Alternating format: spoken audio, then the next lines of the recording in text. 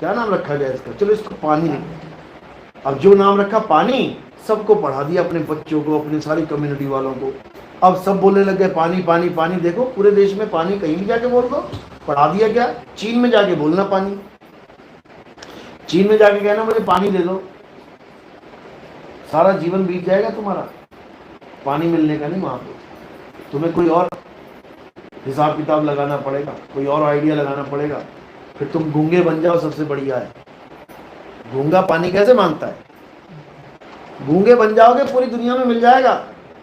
इसको अक्षर ज्ञान नहीं, इसको सैन ज्ञान कहते हैं। सैन यानी इशारा। जो परमात्मा का असली ज्ञान है वो सैन बैन का ज्ञान है, यानी इशारे के द्वारा ज्ञान प्राप्त करवाना, अक्षरों के द्वारा नहीं। वाणी बोली है कबीर साहब ने इसके ऊपर, कह रहे हम वासी वा देश के जहां जात वर्ण कुल नाही। जात वर्ण कुल क्यों नहीं, क्यों नहीं, जब यहां है जात वर्ण कुल, वहां क्यों नहीं है? पहले तो यही बता दो भाई। ब्राह्मण कहते हैं, ब्राह्मणों को यहां भी उच्च श्रेणी में रखा गया है, ब्राह्मणों को वहां भी उच्च श्रेणी में रखा गया है, वहां भी ब्राह्मणों का आदर सम्मान है, तो फिर वहां तो कुल जात हो गई ना। साहिब कह रहे हैं हम वासी वा देश के जहां जात वर्ण कुल नाही। कुल क्या होता है, कुल का क्या मतलब होता है? कुल, कुल का मतलब होता है खानदान, तुम्हारा कुल, तुम्हारा वंश। जात वर्ण कुल नाही, यानी हमारा वो घर नहीं है जहां पर मियाँ बीवी बच्चों सहित रहते हैं। जैसे कोई कह रहा है कि वहां कृष्ण जी और राधा जी हैं, वहां श्री जी हैं, साथ में उनके पूरे वंश हैं वहां पर। कोई कह रहा है ये शिवलोक है, वहां शिव पार्वती रहते हैं, गणेश जी भी वहीं हैं। ये सारे कुल बना के बैठे हैं अपने। वहां ब्रह्मा सावित्री रहती है, पति पत्नी। ये सब कुल वाला खेल है वहां पे। ये सब नकली है, ये सब माया का खेल है, इसीलिए बार बार खंडित कर रहे हैं उसको, ज्ञान को।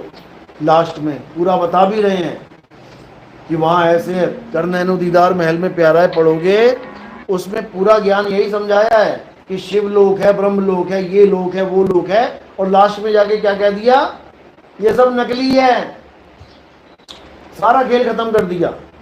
तो असली क्या है? असली केवल शब्द गुरु है, असली केवल सत्य स्वरूप है, हमारा स्वरूप है। सत्य स्वरूपी नाम साहिब का, सो निज नाम हमारा। यानी परमात्मा और हम दोनों सत्य हैं, लेकिन दो कब तक हैं? जब तक हम उसको जान नहीं पाए। और जैसे हमने उसको जान लिया तो हम दो नहीं रहे। समझो, जैसे समुंदर और पानी की बूंद, ये दो नहीं है, दो नहीं है, लेकिन वो पानी की बूंद समुद्र से अलग हो गई है, इसलिए वो अपने आप को दो समझ रही है, लेकिन दो है नहीं। जैसी उसमें मिलेगी एक हो जाएगी। दो का मतलब होता है जो कभी एक ना हो पाए, वो दो होते हैं। जो कभी एक ना हो पाए वो दो होते हैं, और जो एक होकर दो हो गए हो उसको अज्ञानता कहते हैं। अज्ञानता, अज्ञानता खत्म, एक का एक। जैसे कुत्ता एक कमरे में, एक कुत्ता एक कमरे में मजे से रोटी खा रहा है, दो तो नहीं है ना। अब उसके आगे एक शीशा लगा दिया, अब कितने कुत्ते हो गए? क्या बात है, शीशा लगाया, कुत्ता थोड़ी लेके आया दूसरा, दो कैसे हो गए? कुत्ता तो एक ही है, लेकिन उसके आगे जो शीशा लगा दिया वो अज्ञानता रूपी शीशा लग गया। अब वो एक ही है, एक वो है, एक खाने की थाली है और एक शीशा है। कुत्ता तो एक ही है, लेकिन भौंक भौंक मर जाएगा। बस इसी को कहते हैं एक से दो हो जाना। दो है नहीं, समझ लेना कि हम दो हैं। और जब तक दो समझोगे तब तक तुम भटकते रहोगे, समझ लो। हालांकि कबीर साहब ने तो यहां तक कह दिया कि तुम एक भी मत बोलो उसको, क्योंकि एक भी तुम जब तुम बोलोगे ना एक, तो बोल कौन रहा है? फिर वो दूसरा हो गया। समझ रहे हो? एक बोलते ही दो हो जाना है वहां पर, इसलिए बोला साहिब ने एक कहूं तो है नहीं और दो कहूं तो गाली। दो में तो बिल्कुल ही सत्यानाश हो जाएगा। एक कहूं तो है नहीं, दो कहूं तो गारी, जैसा है तैसा कहूं और कहे कबीर विचारी। यानी जो तुम्हारी अवस्था है मैं बिल्कुल वैसे ही बता दूंगा तुम्हें, वरना तुम तीन तीन में भटक जाओगे। जीव शिव पीव हो तुम ही, लेकिन अज्ञानतावश। और जब ज्ञान में आ गए तो हम हैं शब्द शब्द हम माही, हमसे भिन्न और कछु नाही। ज्ञान में आ गए तो तुम्हारे से भिन्न कोई है ही नहीं कुछ भी। तुम एक भी किसको बोलोगे? एक भी नहीं बोल पाओगे। तुम जो हो वो हो। इसी को यहोवा कहते हैं, यहोवा। सारा ईसाई समाज, सारे यहूदी यहोवा को भगवान मानते, लेकिन पता नहीं किसको यहोवा मान बैठे हैं वो। जबकि यहोवा का मतलब है मैं वो हूं जो मैं हूं। बिल्कुल क्लियर। यानी मुझे जानना है तो पहले तुम्हें उसके पास जानना पड़ेगा जो मुझे जानता है, वही बताएगा कि वो कौन है। क्योंकि मैं वो हूं जो मैं हूं, और अगर जो मैं हूं वो तू नहीं जान पाया तो मुझे कभी भी नहीं जान पाया। इसीलिए उसी को तत्वदर्शी संत कहते हैं। यहोवा एक तत्व का नाम है। इसी को तुम आत्मा कह लो कि आत्मा वो है जो वो है। तुम किसी को भी आत्मा नहीं बोल सकते। पानी वो है जो वो है। तुम मिट्टी को पानी नहीं बोल सकते, तुम सीमेंट को पानी नहीं बोल सकते। जो वो है वही है, उसका एग्जैक्ट ज्ञान प्राप्त करो। इसी को तत्व ज्ञान बोलते हैं। तो कबीर साहब ने यही समझाया। गीता में भी इसका जिक्र है। अध्याय 4 34वां श्लोक यही कह रहा है, हे अर्जुन, अगर तुम सत्य को जानना चाहते हो, सत्य क्या है, तो तुम ऐसे तत्वदर्शी संत के पास जाओ जिसने सत्य को जान लिया है। जिसने जान लिया है वो खूब समझता है कि सत्य क्या है। वो असत्य की दाल गलने नहीं देगा, उसको कोई भरमा ही नहीं सकता। तुमने एक बार जीवन में करंट खा लिया ना, तुम्हें कोई भरमा ही नहीं सकता, कोई कह ही नहीं सकता कि करंट बहुत प्यारी चीज है, मजा आ जाता है। तुम कहोगे भाई मुझे मत समझा, खा के बैठा हूं, समझे। जैसे ये संत लोग कह रहे हैं ना, अरे सुअर बनने में भी खूब मजा आ जाता है अगर श्री जी चाहे तो। बताओ, श्री जी चाहे तो कह रहे हैं बड़े बड़े संतों को, बड़े बड़े परमहंसों को सुअर बना दिया श्री जी ने, और वो आनंद में है। बताओ, नालियों में मुंह मार के क्या आनंद मिल रहा है? इतना आनंद तुम्हें चाहिए तो सुअर बनने की वेट क्यों कर रहा है? वहीं सुअर के साथ ही खाना खा ले जो वो खा रहा है, तुझे अभी पता लग जाएगा क्या आनंद है। मतलब ऐसा बेवकूफ बना दिया इन लोगों ने कि काल का जाल और कसके पकड़ा दिया इन लोगों ने। इनका कुछ नहीं जाएगा, जुबान ही हिलानी है, बोल के अंदर घुस जाएगी, सिर पे पड़ेंगे तुम्हारे। इसीलिए कबीर साहब ने कहा है कि विवेक को जगाओ। ठीक है, कोई कैसा भी गुरु है, ओके है, अच्छी बात है, कुछ ना एक बात गलत बता रहा है, दो बात गलत बता रहा है तो दो बात ठीक भी बता सकता है, कोई बात नहीं, थोड़ा बहुत काम चल सकता है। इसीलिए साहब ने महिमा गाई, गुरु मेरे सभी बड़े अपनी अपनी ठौर, लेकिन शब्द विवेकी पारखी सो माथे का मोर। कि अगर तुम्हारे जीवन में शब्द विवेकी पारखी गुरु आ गया तब समझ लो कि कल्याण हो जाएगा। और ये मंत्र जंतर देने वाले आ गए, नाम जपवाने वाले आ गए, पक्का मरोगे। 84 में तैयारी है फिर तुम्हारी।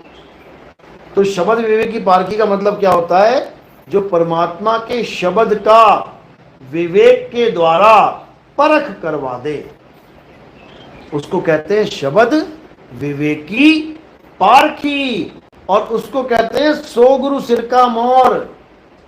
सिर का मोर क्या होता है? जैसे दूल्हे का सेहरा होता है, दूल्हे से भी बढ़िया बढ़िया कपड़े पहने होते हैं बारात में लोगों ने, ब्रांडेड एकदम, लेकिन बीवी उसकी जो है दुल्हन कभी कपड़े नहीं देखती। अरे ये ज्यादा बढ़िया सुंदर लग रहा है, इसको माला पहना दूं।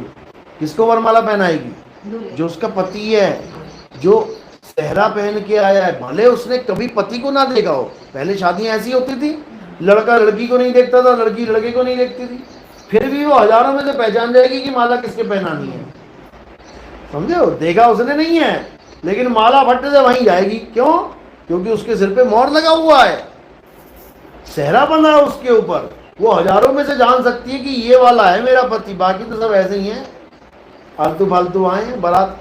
चली जाएगी एक दिन, ये पक्का मेरे साथ रहेगा, तो उसके गले में माला डाल देती है।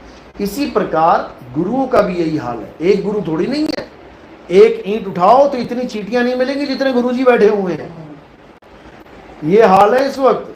यूट्यूब भरा पड़ा है, टीवी चैनल भरे पड़े हैं, सबको पता लग चुका है कि अगर बिना कुछ माल बेचे पैसा कमाना है तो राम राम करना शुरू कर दो, राधे राधे करना शुरू कर दो। एक हींग ना फिटकरी तुम्हें बेचनी पड़ेगी, फ्री में माल आएगा सारा, बल्कि हींग फिटकरी तुम्हें दे जाएंगे लोग बोरा भर भर के, लो गुरुजी ये भी ले जाओ साथ में।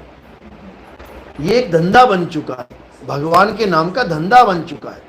नहीं तो बता दो राम जी ने कब कहा कि मेरी कथा सुना सुना के तुम बढ़िया बढ़िया ऐशो आराम करो, बताओ। राम जी को तो वो तो बेचारे खुद सारा राजपाट छोड़ के जंगल में भटके बेचारे हैं, तुम उन्हीं की कहानियां रो रो के सुना सुना के और तुम अपने महल बना रहे हो, उनको बता रहे हो जंगल में भटके और तुम 2 कदम पैदल ना चल पा रहे हो। ये सब बिजनेस है और कुछ नहीं है। कई लोग हमें भी जोड़ देते हैं इससे, तुम भी बिजनेसमैन हो, तुम भी पैसा कमा रहे हो। मैंने पैसा कमाना होता ना तो मैं वो दुकान डालता जिसके सारे ग्राहक पहले से हैं। आप कोई भी बिजनेस करो तो क्या बोलते हो किसी से, कौन सा बिजनेस करे, वो क्या कहता है, भाई ये देख क्या माल बिक रहा है ज्यादा, जो माल बिक रहा है तू भी अपनी टांग फंसा दे बीच में। जो माल पहले से बिक रहा है, जैसे कोई एकदम कोई चीज आ गई बड़ी मार्केट में और खूब धूम मचा रखी है, तुम देखोगे 2, 4, 5, 10 दिन में उसके कंपटीशन में आ जाएंगे लोग, क्योंकि उनको पता है ट्रेंड चल रहा है, ये माल बिक रहा है, हम भी लगा दें, हमें भी मालो माल हो जाएंगे। तो हमारा वाला वो ट्रेंड नहीं है भाई। हमें अगर पैसा कमाना होता ना तो राधे राधे से बढ़िया कोई इंतजाम नहीं है पैसा कमाने का। हम भी खूब राधे राधे करवाते और खूब माल कमाते। अरे राधे राधे छुड़वा रहे हैं हम, समझो। जो ग्राहक पहले से टूट टूट के पड़े हुए उन दुकानों पे, उन ग्राहकों को हम तोड़ रहे हैं। इसमें पैसा कमा नहीं, इसमें पैसा हमारा लग चुका है। मेरे पूरे जन्म के पैसे लग चुके हैं इस प्रचार में, जितना मैंने कमाया था वो सारा लग चुका है इसमें। ये तो अब आप लोग कुछ दे रहे हो, नहीं तो आप सुनो ये 100 नंबर सत्संग, जो मैं कमाता था वो मैं लगाता था। 5 बार तो भारत भ्रमण मैंने अपने कमाई पे किया हुआ है, कौन देने आ रहा है। लेकिन अब प्रचार बढ़ रहा है, लोगों को समझ में आ रहा है तो योगदान कर रहे हैं, कमा नहीं रहे आप लोग से, भूल जाओ। तो कहने का मतलब यही है कि आजकल सबसे आसान सौदा जो बन गया है वो भगवान के नाम का।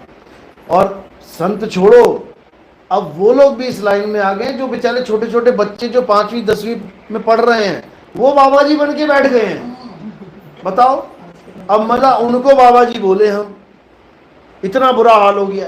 जिसको ABCD नहीं पता, ये निरंजन कौन है, सृष्टि किसने बनाई है, ये कृष्ण जी ने विराट रूप में इतने बड़े बड़े दांत दिखा के अर्जुन को तो डराया, बल्कि अर्जुन की पूरी सेना को अपने मुंह में डाल के चबाया भी है। अर्जुन कह रहा है वहां पे, महाराज आप अधर्मियों को तो चबा रहे हो, हमारे धर्मी पुरुषों को, हमारी सेना के बड़े बड़े वीरों को भी आप अपने जबड़े में उसका चूरा बना रहे हो। लिखा हुआ है, काट के दिखा दे कोई माई का लाल। और जब लिखा ही हुआ है तो तुम उस भगवान को दया का सागर कैसे बोल सकते हो जो सबके सिरों का चूरा बना रहा है। सोचो, तुम्हारे सामने कोई आदमी जिंदा चूहे को चबाने लग जाए, जिंदा मेंढक को चबाने लग जाए, तुम उसे किस एंगल से दयावान कहोगे, मुझे ये बता दो। तुम्हारी आंखें फूट गई हैं क्या? तुम्हारी आंखों में मोतियाबिंद आ गया है क्या, जो तुम उसको दयालु दयालु कर रहे हो? और वो कह रहा है सारी दुनिया को खाने वाला काल मैं ही हूं। वो कह रहा है मैं काल हूं, और तुम कह रहे हो काल उसका क्या बिगाड़े जो भगत है महाकाल का। अरे यही काल है, यही काल है जो प्रमाणित कर रहा है कि मैं ही सारी दुनिया को खा रहा हूं, और तुम उसको भगवान बना के बैठ गए हो। इतना बुरा हाल है, क्योंकि फूटी आंख विवेक की, और लखे न संत असंत, और जिसके संग 10-20 हैं अवा को नाम महन। यही चल रहा है, जिसके साथ 10-20 लोग जुड़ जाते हैं यूट्यूब पे बाबा जी बन के बैठ जाते हैं आशीर्वाद देने के लिए। अपना पता नहीं है कहाँ जाने वाला है, काल के मुंह में क्या इसका होने वाला है, और दूसरों को बता रहा है कि हमसे हम पार करवा देंगे तुम्हें। इसीलिए कबीर साहब को बार बार आना पड़ता है इन झूठे गुरुओं से बचाने के लिए। ये झूठे क्या करते हैं, ये तुम्हें मंत्र जाल में फंसाते हैं। अरे घर घर मंत्र देत फिरत हैं, माया के अभिमाना, और गुरुआ सहित शिष्य सब बूढ़े, अंत काल पछताना, साधो देखो ये जग बौराना। यही समझा रहे हैं कबीर साहब कि जो सच्चा गुरु होता है वो कभी मंत्र के जाल में नहीं फंसाएगा तुम्हें, वो तुम्हें स्वरूप ज्ञान देगा। स्वरूप ज्ञान समझा रहे हैं कबीर साहब कि जब तक स्वरूप ज्ञान देने वाला गुरु नहीं मिल गया तब तक तुम कितना ही नाम जप लो, तुम्हारा बेड़ा पार नहीं हो सकता, नहीं हो सकता। तो कह रहे गुरुआ तो घर घर फिरे, कौड़ी केर 50, अपने रूप की खबर नहीं, शिष्य करण की आस। कहते जितने ये गुरु लोग घूम रहे हैं, मंत्र दे दे के लोगों को भरमा रहे हैं, इनको अपने रूप की खबर नहीं है और चेला मोड़ने में लगे हुए हैं। जैसे ही अंत समय आएगा इनकी टांगें कांपने लग जाएंगी, इनकी हालत खराब हो जाएगी, ये दौड़े दौड़े फिरेंगे कि कोई बचा लो हमें, जो गुरुजी बन के बैठे हुए हैं। समझ लो क्यों? क्योंकि इनको स्वरूप ज्ञान नहीं है। इनको ये नहीं पता कि जब मेरी काया छूटेगी तो मैंने करना क्या है, इनको ये नहीं पता। ये सोच रहे हम मंत्र जप लेंगे, भूल जाओ मंत्र जपेंगे। तुम्हारे कान के पास से अगर ट्रक निकल जाए ना तो मंत्र सब भूल जाओगे उसी वक्त। उस वक्त क्या, ओ मम्मी बच गया, मर गया था भी है, यही निकलेगा। सारे मंत्र फंतर ज्योत निरंजन ओंकार ओंकार ओंकार ये सब खत्म हो जाएगा। सही बताऊं मैं तुम्हें, सब खत्म हो जाएगा उसी वक्त। लेकिन अगर तुम्हारे पास स्वरूप ज्ञान है तो उसी वक्त ये सुरता इस काया को छोड़ के अपने स्वरूप में आ जाएगी। इतनी पावरफुल है सुरता, कितनी पावरफुल है अभी समझा देते हैं आपको। सपनों में आपने कभी खतरनाक वाले सपने देखे हैं जिसमें आपको कोई शेर पकड़ने वाला हो, कोई भालू आ गया, कोई भूत प्रेत आ गया, ऐसा कोई देखा हो? आप देखोगे कि जैसे शेर ने झपट्टा मारा, जैसे ही शेर ने झपट्टा मारा, पकड़ लिया शेर ने आपको, कभी जीवन में नहीं पकड़ पाएगा। तुम देखोगे कि शेर आया, झपट्टा मारा, इतने में आंख खुल गई। ये क्या हो गया, ये कैसे हुआ? पूरा सपना देखा, आंख नहीं खुली, शेर ने झपट्टा मारा, आंख खुल गई। कैसे? कारण क्या है? क्योंकि सुरता को पता है कि उसका शरीर कहां पड़ा हुआ है। इधर से निकली बचने के लिए और उधर फिट हो गई एकदम, जाके आंख खुल गई कि अरे बच गए, जबकि वो सपना था। क्या सपने वाला शेर किसी को मार सकता है? तो क्यों भागे वहां से? कह देते ले पकड़ ले यार, ले गला पकड़, मेरा हिरण का भी गला पकड़ता, मेरा भी पकड़ ले। क्योंकि तुम सोच भी नहीं सकते कि वो नकली है, उस वक्त वो असली है। जैसे इस वक्त ये दुनिया असली है, ट्रक आया असली में भिड़ गया, तुम्हें लगेगा असली है, जबकि ये भी नकली है, नकली है ये।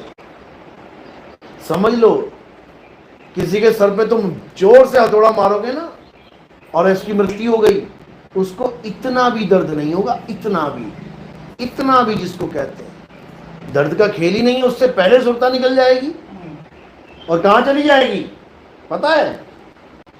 कहां जाएगी? सपने से तो भाग के आ गई यहां पे, यहां से भाग के कहां जाएगी? कहां जाएगी? अरे स्वरूप पता होगा तब जाएगी, बिना जाने चली जाएगी।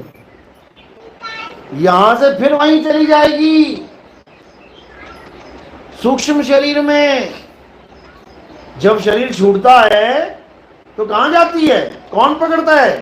यमराजा किसको पकड़ते हैं आके? तो फिर कहां चले गए? सूक्ष्म से भाग के स्थूल में आए, स्थूल से भाग के सूक्ष्म में जा रहे हो, फिर सूक्ष्म से भाग के स्थूल में आओगे अगर है तो, अगर नहीं है तो सूक्ष्म में फंसे रह गए। अब इंतजार करो वहां पे बैठ के, अगला जन्म होगा जब, समझ लो, तब तक क्या होगा, खूब सेवा होगी तुम्हारी। ये जितने नर्क स्वर्ग बताए जाते हैं ना, ये सब सूक्ष्म शरीरों का ही खेल है। तुम्हारी हालत खराब करेंगे यमदूत मार मार के, और तुम्हारे पास स्थूल शरीर नहीं होगा बचने के लिए, क्योंकि वहां से तो बच के आना संभव है। अगर ये शरीर है, ये शरीर ही नहीं है तो क्या करोगे, पड़े रहो वहीं पे। उसी मार पीट की सारी कहानी गरुड़ महापुराण में पड़ी हुई है। जब कोई मर जाता है तो गरुड़ पुराण पढ़ाते हैं, उसमें सारी स्टोरी बताता है कैसे मार मार के ले जा रहे हैं यमदूत। लाश तो यहां पड़ी है, मार किसको रहे हैं फिर, सूक्ष्म शरीर को। तो जो हमारा भगत होगा, जो कबीर साहब का मूल ज्ञान प्राप्त करेगा, वो कैसे बचेगा ये समझ लो। वो कैसे बचेगा, सूक्ष्म से बचने का रास्ता है स्थूल, स्थूल में आ जाएगा। अब स्थूल से जब निकलेगा तो वो सूक्ष्म में नहीं जाएगा। क्यों नहीं जाएगा, क्योंकि उसके पास ये ज्ञान होगा कि मैंने अपने स्वरूप को कैसे प्राप्त करना है। तो उसकी डायरेक्शन बिल्कुल चेंज हो जाएगी। जैसे तुमने देखा होगा फिल्मों में दिखाते हैं, एक कैदी को एक जेल से दूसरी जेल में ट्रांसफर किया जाता है।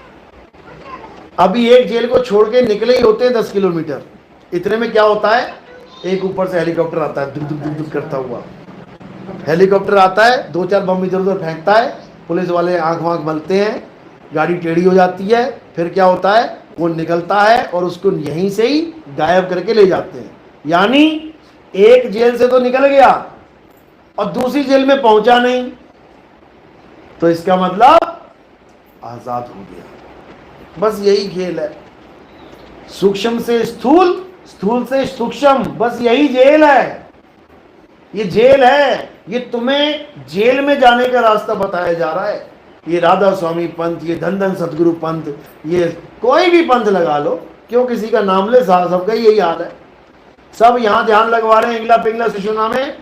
इंगला पिंगला सुषुम्ना ही स्थूल से सूक्ष्म शरीर में जाने का रास्ता है। एक जेल से दूसरी जेल में जाने का रास्ता है। लेकिन कबीर साहब इंगला पिंगला सुषुम्ना का खेल ही खत्म कर देते हैं। वो कहते हैं इसमें जाना ही नहीं है। इंगला बिन से पिंगला बिन से सुषुम्न नाड़ी, और कहे कबीर सुनो रे गोरख, कहां लगई हो ताड़ी। कहां जाएगा तू, जब शरीर छूट जाएगा फिर सूक्ष्म में भाग जाएगा। इससे पहले कि शरीर छूटे, सूक्ष्म में जाना पड़े, इससे पहले अपने स्वरूप का ज्ञान प्राप्त कर ले। उसी को सतनाम कहते हैं। सत्य नाम कोई नाम नहीं, ये है आपन रूप, और जो जाने इस भेद को पावे आप स्वरूप।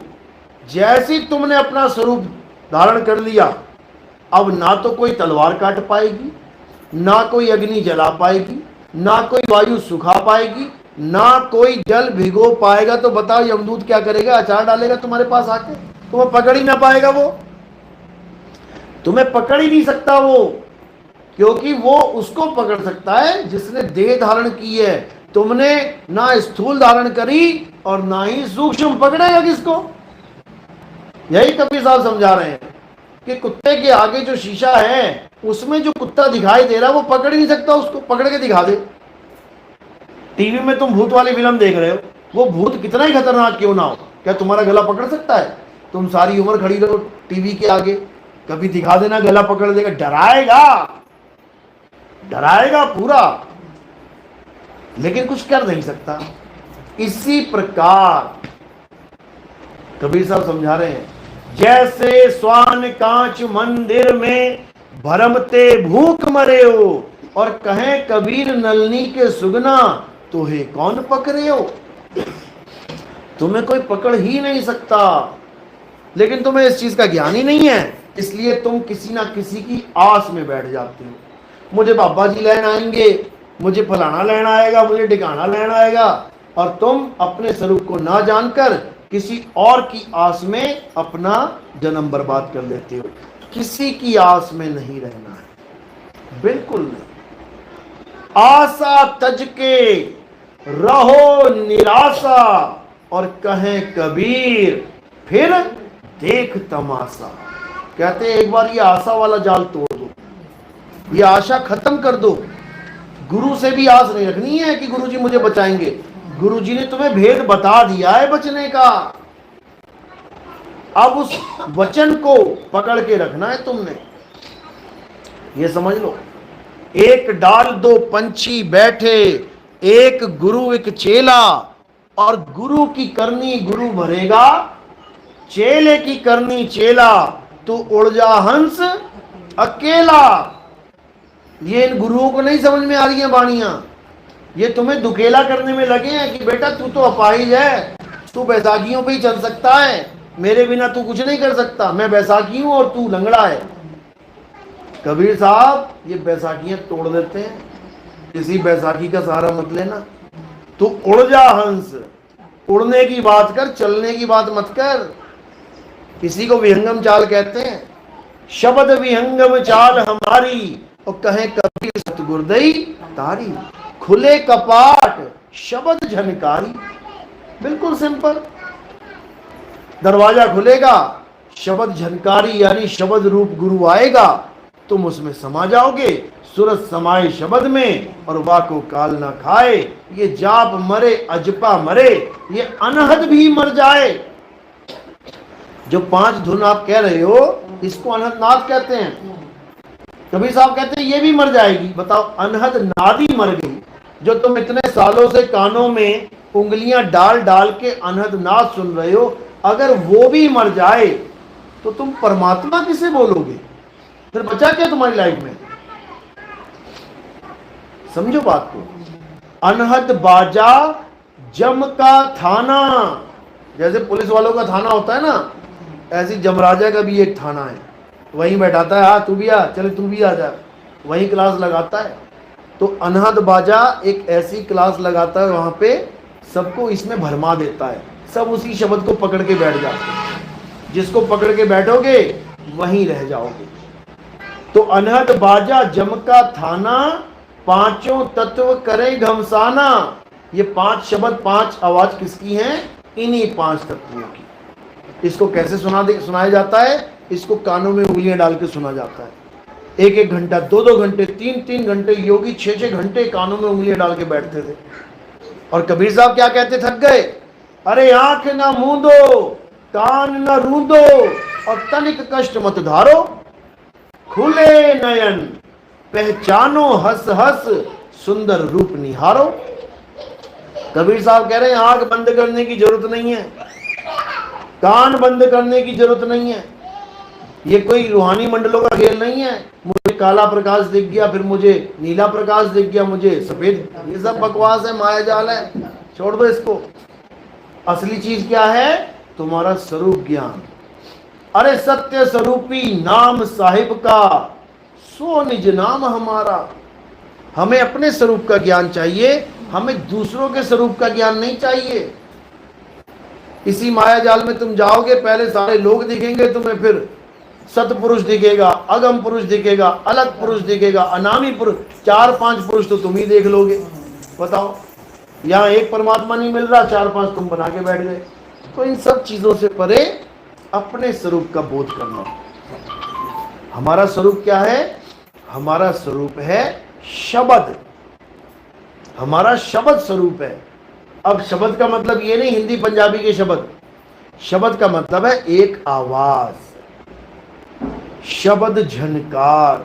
वाणी है कबीर साहब की कि शब्द तेरी सार कोई कोई जाने, ये शब्द झनकार और कोई कोई जाने।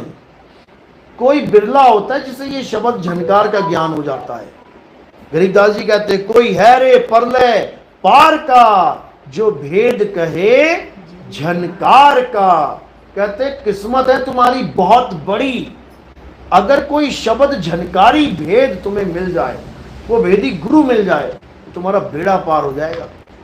जवाहरपति साहब की वाणी है, कहते रुन झुन सार शब्द झनकारा, और पावेगा कोई संत प्यारा।